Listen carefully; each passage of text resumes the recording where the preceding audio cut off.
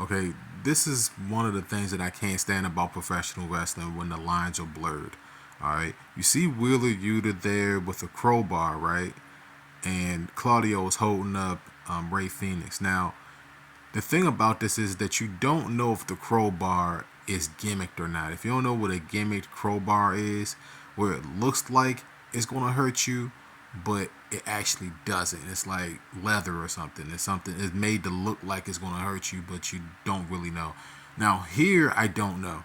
All right. And I'm not making light of a potential injury to Rey Fenix. I don't know. That's the thing. That's the reason why I said I can't stand professional wrestling, because the lines are blurred so much to the point where you can't tell. Now this is TV 14, so of course they can run stuff like this, and it's a little bit disturbing, but that's what professional wrestling is at its core, right?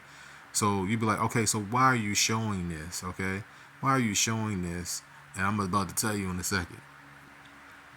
Okay, so Rey Fenix gets loaded up into an ambulance or what have you, and he gets carted off or what have you, and the person that you see right there is Eddie Kingston.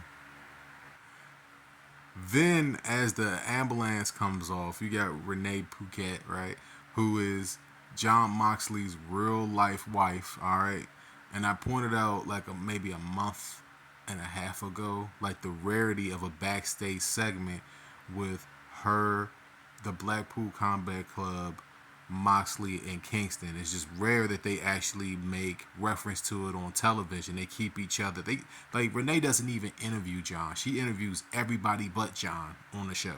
So they keep them away from each other. Maybe it's because of professional integrity or something like that. Maybe it's in the contracts, or maybe that's just the way they write it. All right. So she comes in afterwards and she talks to Kingston. Now you can see Kingston's face. All right. You can see Kingston's face here. And this is just a follow up to the video I did before. So Kingston's like, yo, you seen what Moxley basically did? Well, Moxley didn't do it. It was Wheeler Yuta, but Moxley didn't stop it from happening. So she's like, yeah, I saw what happened. I saw what happened. She can't even look at Kingston when he's talking to her. Then Kingston's like, nah, man, get that damn microphone out of my face. You seen what your husband did.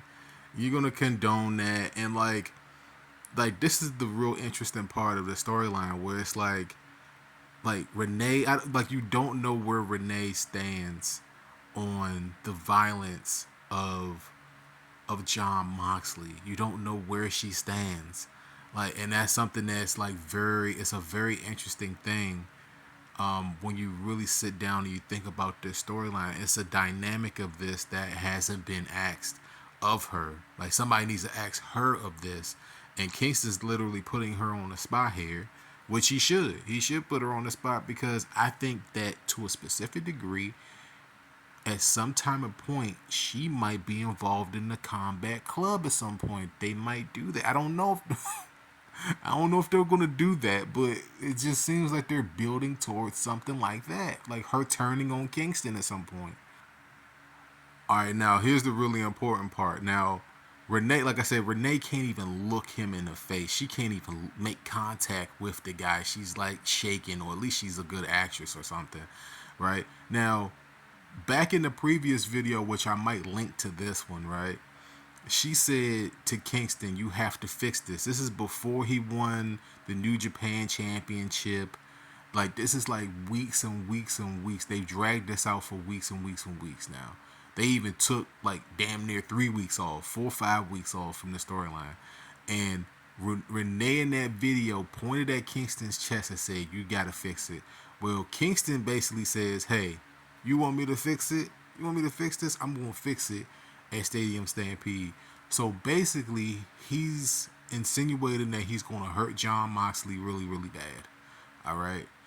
He's insinuating. Now, I just got done saying a second ago that you could probably possibly see Renee get involved here, bro, physically. Like, we talking about nut shot or something. They could literally just kind of take her out of that role as a backstage person and just put her as the manager of the group, because whether y'all like it or not, the Blackpool Combat Club needs a manager, and that's what Regal was. That's the reason why the group had so much continuity in the beginning because of the fact that they had a competent manager. Now they could have Renee be the mastermind of this and then turn on Kingston here, and I don't know if they're going to do that. I don't know if they're bold enough to do that. I don't think that Renee wants to be involved from that standpoint, but that's an angle that they could do. It's a could. It's not a saying that they will, but if I had to really bet money on it, I would say that she probably won't. Right?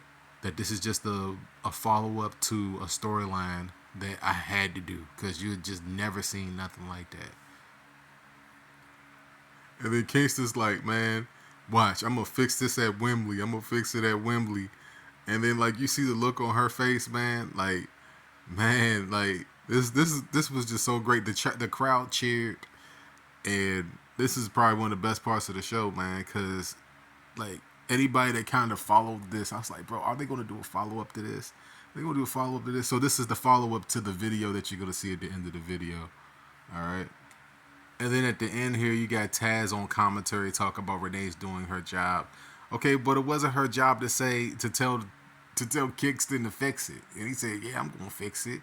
You know what I'm saying? I'm gonna fix it. So this is basically just like we wrapping up that whole storyline.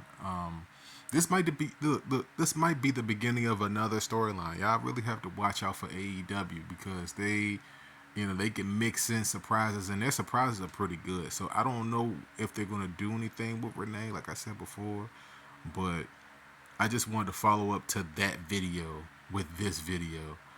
Let me know how you guys feel down below. Do you think that Renee should get involved in this at any time or point? Do you think that she will get involved? It's a new wrinkle that they could bring into the group.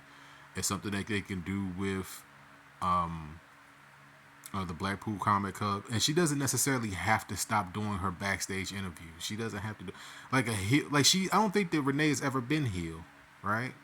I don't think that she's ever been like a heel commentator or anything. She's always been neutral, from where I stand, right? Just watching her in the WWE to watching her work here, she's been pretty neutral. So let me know how you guys feel down below. My man's in the background, man. I think it's one of the best friends. My man's in the background. He's just like, man, I don't know what's going on, man. But until next time, peace out, man. Look at the look on her face, man. She looks pissed. She looks like she's probably going to turn on Kingston. It just looks that way, doesn't it?